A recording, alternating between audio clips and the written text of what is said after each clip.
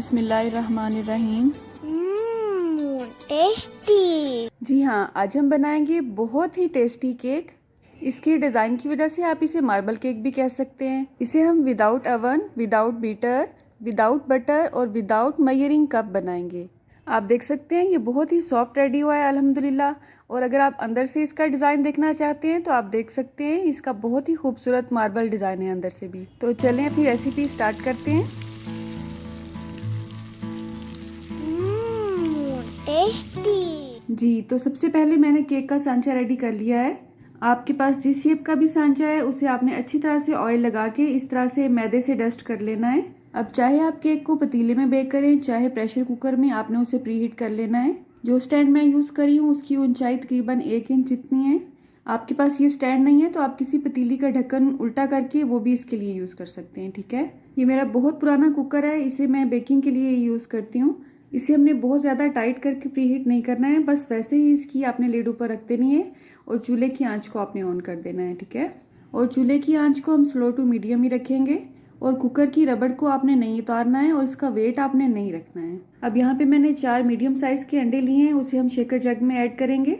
अंडों को तोड़ने से पहले उसे पानी में डिप करके देखा करें, जो पैंदे में बैठ जाएं वही ऐड करें, जो ऊपर तैरने लगें इसका मतलब है वो ख़राब है। अब ये चाय का रेगुलर मग है या कप है, जो भी आप इसे कहें, चीनी का वो मैंने ऐड किया है। ये दानेदार मोटी चीनी है, पिसी हुई नहीं है। जब हम इसे शेक करेंगे तो ये दाना खुद ही इसमें मेल्ट हो जाएगा इंशाल्लाह। अब जो कप हमने चीनी का डाला था सेम उसी मेजरमेंट का कप हमने ऑयल का ऐड किया इसमें। हमारे घर में क्योंकि कैनोला ऑयल यूज़ होता है कुकिंग के लिए, इसलिए मैंने इसमें वही ऐड किया है। आपके घर में जो रेगुलर यूज़ होता है आप उसमें वो ऐड कर सकते हैं। वनीला एसेंस के 3 से 4 ड्रॉप्स इसमें ऐड करेंगे, इससे अंडों की स्मेल इसमें ख़त्म हो जाती है। अगर आपके पास वनीला एसेंस नहीं है तो आप 3 से 4 इलायची लेके उसके बीज अच्छी तरह ग्राइंड करके वो भी इसमें ऐड कर सकते हैं। ठीक है, अब बस 1 ही मिनट लगेगा और ये सारे अज्जा अच्छी तरह से आपस में मिक्स हो जाएंगे। और मशीन को मैंने हाई स्पीड पे ऑन किया है और इंशाल्लाह इस केक का रिजल्ट बिल्कुल ऐसा ही आएगा जैसा कि बीटर से बने हुए केक का आता है। अब सेम उसी कप से मेजर किया हुआ 1 कप मैदा लिया है हमने और ये बेकिंग पाउडर है और ये मैं 1.5 चम्मच के हिसाब से इसमें ऐड करूँगी। और ये छोटा चम्मच है, ज़्यादा भरे हुए मैं ऐड नहीं कर रही हूँ, आप देख सकते हैं। आई होप आपको अंदाज़ा हो गया होगा। अब इन दोनों अज्जा को हम अच्छी तरह से मिक्स कर लेंगे और इसके बाद इसको छान लेंगे। अब जितनी ज़्यादा बार इसको छानेंगे आपका केक इंशाल्लाह उतना ही सॉफ्ट बनेगा। मैं यहाँ पे 2 दफ़ा इसे छान लूँगी। इस सारे प्रोसेस में आपको मुश्किल से 8 से 10 मिनट ही लगेंगे। अब ये जो हमारे वेट इंग्रेडिएंट्स हैं इसको भी हम इसमें ऐड कर देंगे। मैदे और बेकिंग पाउडर को छानने से इसमें हवा क्रॉस होती है, जिसकी वजह से केक बहुत ही अच्छा स्पंजी रेडी होता है। अब इसे मिक्स करते हुए आपने ज़्यादा तेज़ी नहीं दिखानी है, आपने एक ही साइड पे चम्मच को हिलाना है और बहुत ही नरम हाथों से आहिस्ता आहिस्ता इसे मिक्स करना है। ठीक है, इसी किस्म की रेसिपी मैं आपसे पहले भी शेयर कर चुकी हूँ, लेकिन वो मेरी बिल्कुल स्टार्ट की रेसिपी थी जिसमें मैं वॉइस ओवर नहीं करती थी। तो बहुत सी लोगों ने फरमाइश की थी कि आप इस रेसिपी को दोबारा डिटेल में हमसे शेयर करें। और जो बच्चियाँ अभी नया नया सीख रही हैं बेकिंग को, उनके लिए ये बहुत ही अमेजिंग चीज़ होती है कि केक के ऊपर मार्बल का डिज़ाइन किस तरह से बनाया जाता है। तो आज की इस रेसिपी में आपको सब पता चल जाएगा इंशाल्लाह। आप देख सकते हैं किस तरह से स्मूथ बैटर हमारा रेडी हुआ है अल्हम्दुलिल्लाह। अब आपने इस अमेज़े को फ़ौरन ही सांचे में डाल देना है और इसे फ़ौरन ही बेकिंग के लिए रखना है। अगर आप इसे 3 से 4 मिनट के लिए भी रेस्ट पे रख देंगी तो आपके केक का रिज़ल्ट अच्छा नहीं आएगा, वो सॉफ्ट रेडी नहीं होगा। अब आप देख सकते हैं सिर्फ 2 से 3 चम्मच ही मैंने इसमें रहने दिए हैं। इससे हम मार्बल का डिज़ाइन रेडी करेंगे और उसके लिए सिर्फ 1 चम्मच ही कोको पाउडर इसमें मैं ऐड कर रही हूँ। इसको हम अच्छी तरह से इसमें मिक्स करेंगे, इसमें कोई भी गुठली नहीं रहनी चाहिए। अब इस चॉकलेट वाले अमेज़े को केक पे आपने इस तरह से ऐड करना है, एक ही जगह पे इसको नहीं रखना है बल्कि फैला के आपने चारों तरफ इसे ऐड करना है। जब इसका डिज़ाइन बन के सामने आता है तो आप यकीन माने बहुत ही खुशी होती है। हर बार एक नया डिज़ाइन बन के सामने आता है। अब कोई भी आप स्टिक ले लें, कोई चम्मच की, आप बैक साइड से इसका डिज़ाइन बना सकते हैं। इसके अलावा टूथपिक से भी ये डिज़ाइन बन सकता है। अब मैं ये डिज़ाइन सिर्फ ऊपर ऊपर ही रखना चाह रही हूँ, ज़्यादा डीप नहीं बनाना चाह रही हूँ, इसलिए उतना डीप ही मैं चम्मच हिलाऊंगी जितना डीप मुझे ये डिज़ाइन रखना है। आई होप आपको समझ आ गई होगी। अगर आपने इसको ज़्यादा डीप बनाना है तो चम्मच को आपने ज़्यादा रगड़ना नहीं है, सिर्फ हल्के हल्के हाथों से ही इसे मिक्स करना है। ठीक है, अब कुकर हमारा प्री हीट हो चुका है अल्हम्दुलिल्लाह। अब इस केक के सांचे को इस तरह से हम टैप टैप करेंगे ताकि इसमें से जो भी एक्स्ट्रा हवा है वो निकल जाए और उसके बाद फ़ौरन ही इसे बेकिंग के लिए इसमें रख देंगे। और ध्यान रहे कुकर इस वक्त बहुत गर्म है, आपने ये सारा काम निहायत एहतियात के साथ करना है। और ये बात भी याद रखनी है कि इसकी रबर आपने रिमूव नहीं करनी है और इसका वेट आपने इसके ऊपर नहीं रखना है। पहले 2 मिनट चूल्हे की आंच को आप मीडियम रखेंगे, उसके बाद चूल्हे की आंच को इतना ही रहने देना है आपने। और ये आंच बिल्कुल ऐसी ही है जैसे कि हम चावलों को दम पे लगाते हैं। अब इसको मैंने 1 घंटा 15 मिनट के लिए बेक किया था। अब बेकिंग टाइम कम या ज़्यादा हो सकता है, इसमें आपने परेशान नहीं होना है, क्योंकि बेकिंग का टाइम कुकर के या पतीले के साइज़ के हिसाब से, स्टैंड की ऊंचाई के हिसाब से और सांचे के हिसाब से भी कम या ज़्यादा हो सकता है। आपने इसे बार बार खोल के भी चेक नहीं करना है। हाँ, अगर आप फर्स्ट टाइम बेक कर रहे हैं तो आपने मामूली सा 30 मिनट के बाद इसे ओपन करके देखना है और इसे ओपन करते ही फ़ौरन आपने बंद करना है ताकि ज़्यादा स्टीम इसमें से निकलने ना पाए। अगर आप हर 5-10 मिनट के बाद इसे खोल खोल के चेक करेंगे तो आपका केक जो है वो अच्छा बेक नहीं होगा। अगर आप पतीले में बेक कर रहे हैं तो पतीले के ऊपर आपने अच्छा हैवी कपड़ा डाल के उसके ऊपर कोई वेट रख देना है ताकि उसमें जो भाप है वो बाहर ना निकलने पाए। ये सारी टिप्स एंड ट्रिक्स अगर आप जहन में रखेंगे तो आपका केक भी इंशाल्लाह बिल्कुल ऐसा ही बनेगा। आपने देखा टूथपिक बिल्कुल क्लियर थी, इसका मतलब है केक अच्छी तरह से अंदर तक बेक हो चुका है। अब किसी भी तेज़ छुरी की मदद से इस तरह से इसको साइडों से अलग कर लेंगे और इसके बाद किसी भी प्लेट या जाली पे इसे शिफ्ट कर लेंगे और इसे निकालने से पहले थोड़ा सा टैप टैप करेंगे ताकि ये आसानी से निकल आए। और उसके बाद आप थोड़ा सा इसे प्रेस करते हुए ऊपर करें सांचा और आप देख सकते हैं अल्हम्दुलिल्लाह ये बहुत ही अच्छा बेक हुआ है बैक साइड से भी। अगर आप काटने से पहले इसे थोड़ी देर जाली पे रखा रहने दें तो ये मज़ीद सॉफ्ट हो जाएगा इंशाल्लाह। क्रीम वाले केक देखने में तो बहुत अच्छे लगते हैं लेकिन उनकी शेल्फ़ लाइफ बहुत ही कम होती है। इस केक को मैंने कभी भी फ्रिज में नहीं रखा है और सख्त गर्मी में भी अगर ये 1 हफ़्ता भी डब्बे में शेल्फ़ पे ही पड़ा रहे तो ये ख़राब नहीं होता है। अपनी तरफ से तो बेकिंग के तमाम पॉइंट्स मैंने आप पे क्लियर कर दिए हैं, लेकिन अगर फिर भी कोई क्वेश्चन आपके जहन में है तो आप कमेंट बॉक्स में ज़रूर पूछिएगा या आप इंस्टाग्राम पे भी मुझे फॉलो कर सकते हैं। अल्लाह आप सबका दस्तरखान सजाए रखे और हम सबको सेहत और ईमान का रिज़्क़ अता फरमाए। बिस्मिल्लाहिर्रहमानिर्रहीम। टेस्टी। जी हाँ, आज हम बहुत ही टेस्टी मार्बल केक बनाएंगे और वो भी तवे पे बनाएंगे। जी हाँ, आपने बिल्कुल ठीक सुना है। इस केक का मेज़ा हम मिल्क शेकर वाले जग में रेडी करेंगे और इसे हम तवे पे बेक करेंगे। तो चलें आज की रेसिपी का आगाज़ इस दुआ के साथ करते हैं कि अल्लाह आप सबका दस्तरखान सजाए रखे और हम सबको सेहत और ईमान का रिज़्क़ अता फरमाए। टेस्टी। जी, तो हमेशा की तरह केक बेक करने से पहले हम उसका सांचा रेडी करेंगे। अगर आपके पास कोई सांचा नहीं है इसका तो बर्फ़ जमाने वाला जो कटोरा होता है वो भी इस मकसद के लिए काम आ सकता है, या कोई भी पतीली में भी आप इसे बेक कर सकते हैं। 9 बाई 9 इंच का ये सांचा है मेरे पास। अगर आपके पास बटर पेपर है तो ठीक है, और अगर आपके पास नहीं है तो आपने परेशान बिल्कुल भी नहीं होना है। किसी भी साफ़ पेज को आप अपने सांचे के हिसाब से कटिंग करके उसमें बिछा सकते हैं और उसके ऊपर आप अच्छी तरह से अगर ऑयल लगाते हैं तो आपका होममेड बटर पेपर रेडी हो जाता है। अब यहाँ पे बाउल में मैंने ऐड किया है 1 कप मैदा। आप इसे छान लें तो बहुत अच्छा है, केक का रिज़ल्ट बहुत अच्छा आता है इससे। बेकिंग पाउडर इसमें ऐड करेंगे 1 टीस्पून। टीस्पून और टेबल स्पून में फ़र्क आप जानते ही होंगे। अगर इस तरह की आप मेजरिंग स्पून ले लेते हैं तो आपकी ज़िंदगी आसान हो जाएगी अगर आप सच में बेकिंग के शौकीन हैं। तो ये जो रेड वाला है ये टीस्पून है और जो सबसे बड़ा है वो टेबल स्पून होता है। तो हमने इसमें टीस्पून के हिसाब से बेकिंग पाउडर ऐड करना है। तो 1 टीस्पून यहाँ पे मैं बेकिंग पाउडर ले रही हूँ। इसके अलावा 1/4 चम्मच के हिसाब से भी इसमें हम बेकिंग पाउडर ऐड करेंगे। तो बेकिंग पाउडर हमने यहाँ पे लिया है 1 टीस्पून एंड 1/4 टीस्पून। इसके अलावा अगर आप इसमें बेकिंग सोडा 1 चुटकी भर ऐड कर देते हैं तो इससे इसका स्पंज बहुत अच्छा बनता है। अब इन तमाम अज्जा को हम छान लेंगे। बेकिंग सोडा और बेकिंग पाउडर में क्या फ़र्क है उसके बारे में 2 वीडियो मेरे चैनल पे अपलोड हो चुकी हैं। इंशाल्लाह दोनों वीडियोस के लिंक मैं आपको डिस्क्रिप्शन बॉक्स में दे दूंगी। तो यहाँ पे हमने मैदा, बेकिंग सोडा और बेकिंग पाउडर को अच्छी तरह से छान लिया है। आप चाहें तो इसे 2-3 मरतबा भी छान सकते हैं, इससे केक का स्पंज बहुत अच्छा बनता है। अब इसे हम साइड पे करेंगे और यहाँ पे लेंगे मिल्क शेकर वाला जग और इसमें ऐड करेंगे 4 अदद अंडे। अंडे रूम टेम्परेचर पे होने चाहिए, फ्रिज वाले अंडे आपने इस्तेमाल नहीं करने हैं। और ये अंडे आम दरमियाने साइज़ के ही हैं, एक्स्ट्रा लार्ज वगैरह नहीं। अगर आप इन अंडों को कटोरी में या कप में मेजर करेंगे तो ये 1 कटोरी या 1 कप ही बनेंगे। अब यहाँ पे 1 कप जो आम मेजरिंग कप होता है वो भी आप ले सकते हैं या किसी कटोरी के हिसाब से भी इसे मेजर कर सकते हैं। आम चीनी का ऐड करेंगे जो कि दानेदार होती है। अब इसकी खुशबू के लिए इसमें वनीला एसेंस ऐड करेंगे। आपके पास जो भी एसेंस अवेलेबल है 1 टीस्पून के हिसाब से आपने इसमें ऐड करना है, ठीक है। अभी फ़िलहाल हमने इन तीनों अज्जा को अच्छी तरह से शेक करना है यहाँ तक कि चीनी का दाना अच्छी तरह से इसमें मेल्ट हो जाए। इसमें आपको 1 से 1.5 मिनट ही लगेगा। इन दोनों तीनों अज्जा को शेक करने के बाद आप इसकी कंसिस्टेंसी चेक कर सकते हैं। अभी ये बहुत ही पतला है। अब हमने इसमें ऑयल ऐड करना है। ऑयल भी हमने चीनी और अंडों के हिसाब से ही ऐड करना है, यानी कि 1 कप या 1 कटोरी। तो यहाँ पे मैंने कुकिंग ऑयल लिया है, कैनोला कुकिंग ऑयल। इसकी कोई खुशबू नहीं होती है, तो आप कोई भी ऐसा ऑयल ले सकते हैं जिसकी कोई खुशबू ना हो। तो इसे हम अब दोबारा से शेक करेंगे। इस बार हमने इसे ज़्यादा शेक नहीं करना है, जस्ट इसे मिक्स ही करना है। 1 मिनट से भी कम टाइम लगेगा और ये तमाम अज्जा बहुत अच्छी तरह से मिक्स हो जाएंगे। तो इन तमाम अज्जा को मिक्स करने के बाद इन अज्जा की कंसिस्टेंसी कुछ इस तरह से आपके पास आएगी। अब हमने मैदा लेना है जो कि हमने छान के साइड पे रखा था। एक बार अच्छी तरह से इसे मिक्स कर लेंगे। उसके बाद 1 चुटकी भर आपने इसमें नमक डालना है।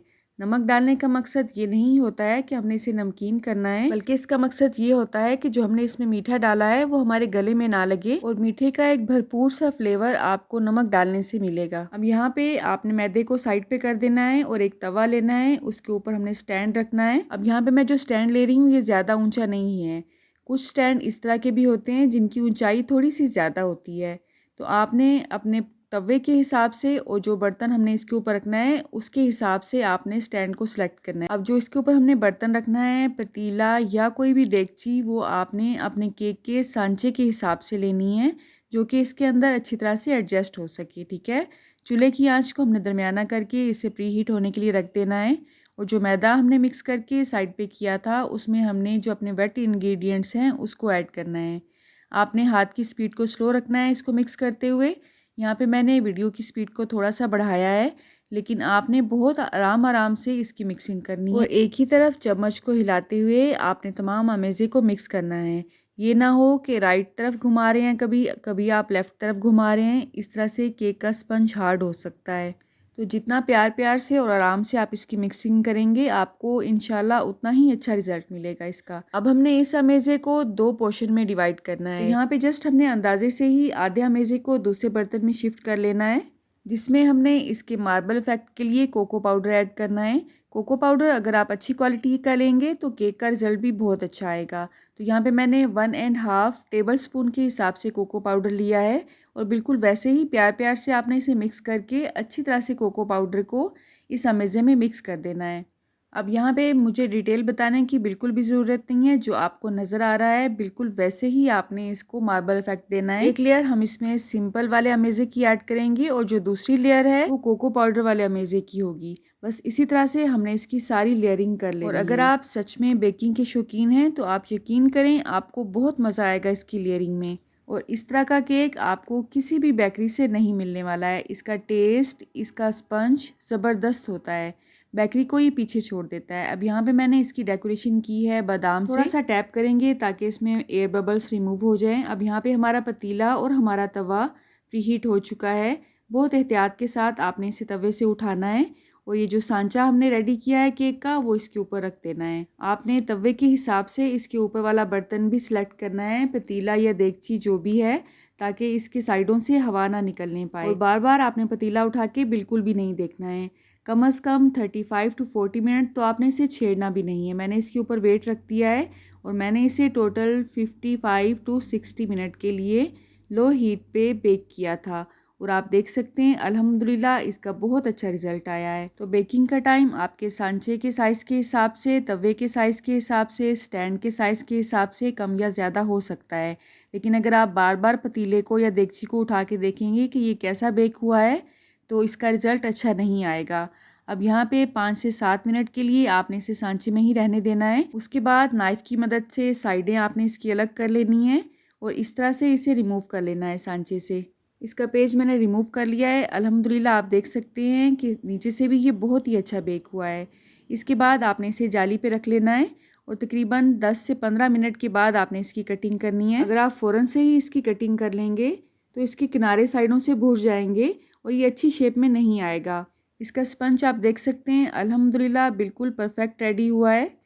अगर आपको तवे के ऊपर इस तरह से पतीले में रख के बेक करना इसको मुश्किल लगता है तो आप पतीले के अंदर भी इसे बेक कर सकते हैं, इसमें ऐसा कोई इशू नहीं है। तो केक को आपने बगैर ओवन के कैसे रेडी करना है इसकी एक पूरी प्लेलिस्ट आपको मेरे चैनल पे मिल जाएगी। केक की रेसिपीज़ आपको मिलती जुलती ही लगेंगी, थोड़ा बहुत ही फ़र्क होता है तमाम अमेज़ों में। अल्लाह आप सबका दस्तरखान सजाए रखे और हम सबको सेहत और ईमान का रिज़्क अता फरमाए। अल्लाह हम सब के रिज़्क में कसरत, बरकत और आसानी अता फरमाए। बिस्मिल्लाहिर्रहमानिर्रहीम।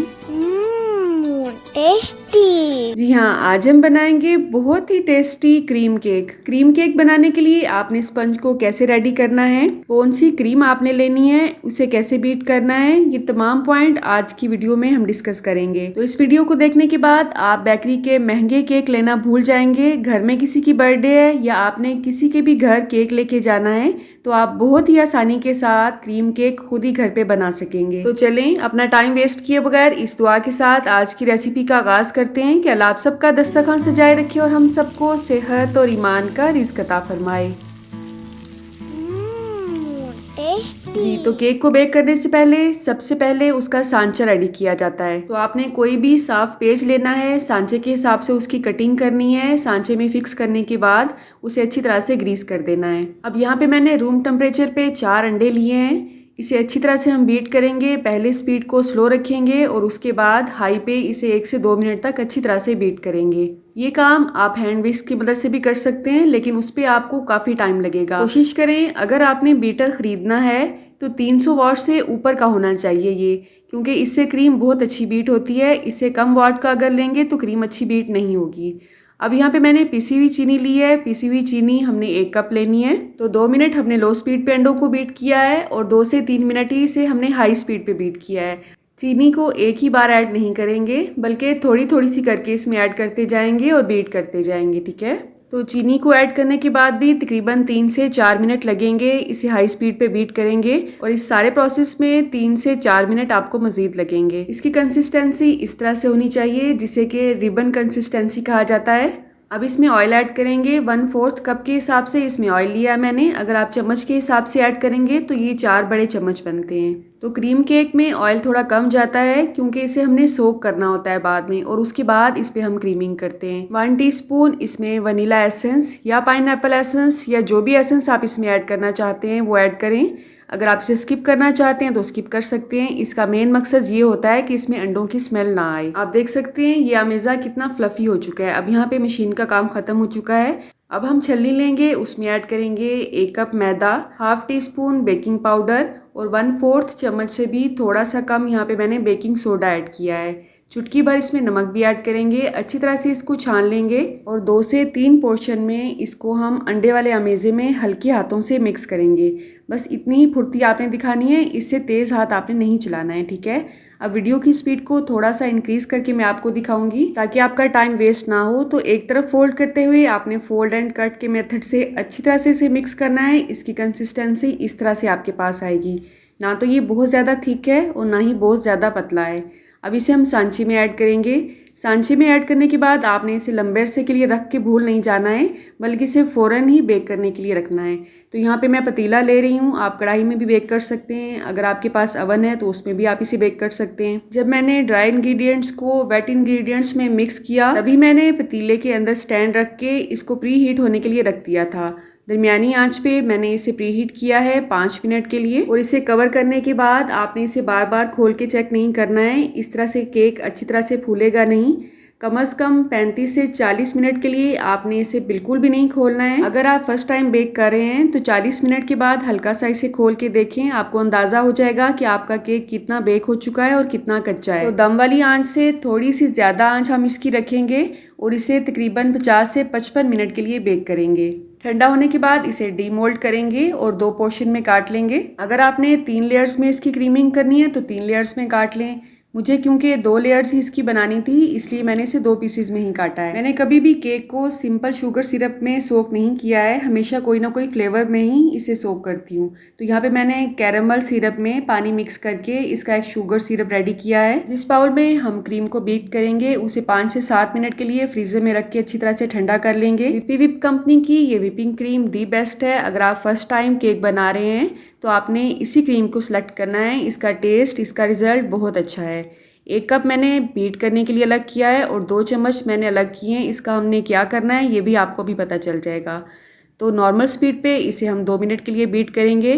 कोई भी फ्लेवर देने के लिए आप इसमें एसेंस ऐड कर सकते हैं, चंद ड्रॉप्स। और उसके बाद क्रीम को आपने हाई स्पीड पे ही बीट करना है तकरीबन 5 से 7 मिनट के लिए। ये टाइमिंग बहुत ज़रूरी है, आपने क्लॉक पे देखना है और उसके बाद इसे बीट करना है। अगर आप इसे कम टाइम के लिए बीट करेंगे तो इसका रिज़ल्ट अच्छा नहीं आएगा, ठीक है।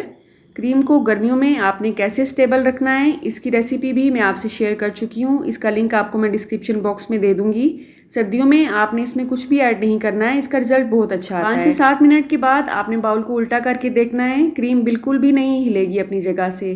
तो इसका मतलब है क्रीम बहुत अच्छी तरह से बीट हो चुकी है। अगर आप इसे झटकेंगे भी तो भी ये अपनी जगह से नहीं हिलेगी। अब थोड़ी सी क्रीम को हम क्रम कोटिंग के लिए अलग कर लेंगे। इसका अलग करना बहुत ज़रूरी है। अगर आप सारी क्रीम के अंदर ही क्रम्स वाला स्पून ऐड करेंगे तो सारी क्रीम ख़राब हो जाएगी।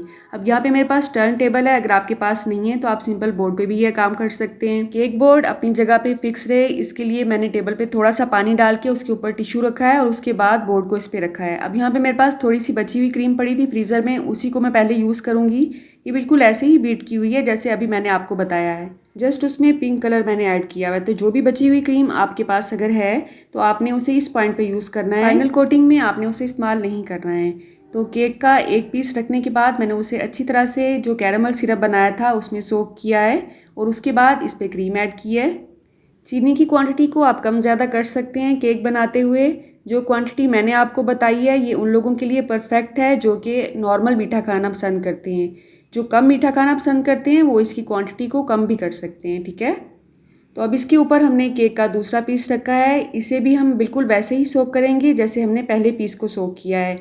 उसके बाद इस पर क्रीमिंग करेंगे, साइड पे ऊपर से अच्छी तरह से क्रीम को कवर करेंगे और इस कोटिंग को क्रम कोटिंग कहा जाता है क्योंकि इस पॉइंट पे जितने भी केक के क्रम्स होते हैं उसको हम क्रीम के साथ लॉक कर देते हैं ताकि फाइनल कोटिंग में हमें कोई मसला ना हो। तो नाइफ़ को इस तरह से मूव करते हुए अच्छी तरह से हम इसकी क्रम कोटिंग करेंगे और उसके बाद इसे 5 से 7 मिनट के लिए फ्रिज में रख देंगे। अब जिस क्रीम में हमने कलर ऐड करना है उसे अलग कर लेंगे और जो भी कलर आप इसे देना चाहते हैं उसमें आपने जेल कलर लेना है, आम सादा कलर नहीं लेना है, ना ही पाउडर कलर यूज़ करना है, ठीक है। नहीं तो आपकी क्रीम का टेक्सचर ख़राब हो जाएगा। आप इसे ऑनलाइन ऑर्डर कर सकते हैं, मैं भी अक्सर दराज से या बेक हाउस से ही मंगवाती हूँ। तो क्रीम मिक्स करने के बाद हमने इसे बीटर से बीट नहीं करना है बल्कि हल्के हाथों से स्पैचुला से ही इस तरह से इसे मिक्स करना है ताकि इसका टेक्सचर ठीक रहे। अगर आपको लगे कि ये पतली हो गई है तो इसे 2 मिनट के लिए 3 मिनट के लिए फ्रिज में रख दें, ये बिल्कुल ठीक हो जाएगी, ठीक है। पाउडर कलर से क्रीम का टेस्ट ख़राब हो जाता है, वो आपने बिल्कुल भी नहीं लेना है। तो केक हमारा सेट हो चुका है, फ्रिज से हमने इसे निकाल लिया है। अब जो बाकी क्रीम हमारे पास थी, जो व्हाइट वाली हमने अलग करके रखी हुई थी, उसे हम अच्छी तरह से इसे कवर करेंगे। तो केक को कवर करने का तरीका हर एक का मुख्तलिफ होता है। बाज़ लोग साइडों से पहले कवर करते हैं फिर ऊपर से करते हैं, तो आपको जैसे आसानी लगे आप वैसे कर सकते हैं। इसमें जस्ट आपको प्रैक्टिस की ज़रूरत होती है। जितने ज़्यादा आप केक्स बनाते जाएंगे आपके हाथ में परफेक्शन आती जाएगी। अब इस तरह के टूल्स मार्केट में बहुत इजीली अवेलेबल है। मैंने इन्हें बेक हाउस से ऑनलाइन ही ऑर्डर किया है। इन टूल्स की मदद से आप झटपट क्रीमिंग का काम कर सकते हैं। तो ऊपर का लेवल बराबर करने के लिए आपने नाइफ को बाहर से अंदर की तरफ लाना है, अपनी तरफ लाना है। साइडों से आप इसे कोई भी शेप दे सकते हैं। मैंने बहुत ज़्यादा केक्स कभी नहीं बनाए हैं, कभी कभार बनाती हूँ, लेकिन जब भी बनाती हूँ कोशिश करती हूँ कि उसमें परफेक्शन आए। तो इंसान सारी ज़िंदगी सीखने के प्रोसेस में रहता है।